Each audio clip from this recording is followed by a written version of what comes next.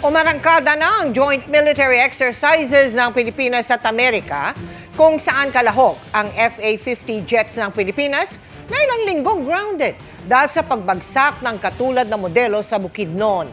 Kasali rin ang F-16 fighter jets ng Amerika na pareho sa mga bibilhin ng Pilipinas. Nakatutok si Chino Gaston.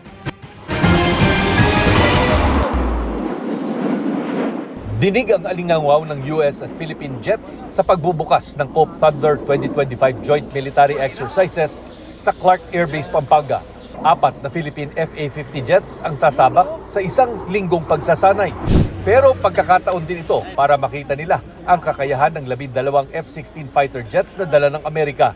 Ito rin kasi ang modelong posibleng bilhin ng Pilipinas sa halagang 5.5 billion pesos. We will validate our tactics, our tactics, techniques, and procedures on how we operate. This is in preparation for a much capable multi-role fighter. We're going to be integrating with the FA-50s here, doing a variety of mission sets, mostly focused on air-to-air basic training, including dogfighting, as well as tactical intercepts of how to safely and efficiently go out and intercept. Kung ikukumpara sa kasalukuyang FA-50 fighter jets ng Philippine Air Force, napakalaki at napakalawak ng capability nitong F-16 fighter jets ng US Air Force.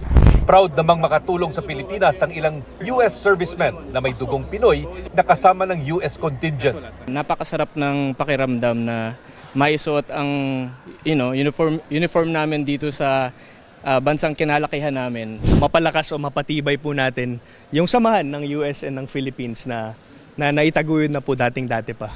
Kalahok din bilang observer sa mga piloto mula Australia, Indonesia, Malaysia, Thailand at Japan.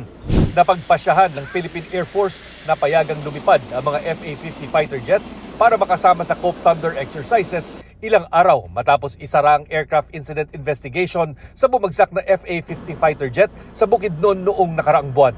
Para sa GMA Integrated News, Chino Gaston, nakatutok, 24 oras.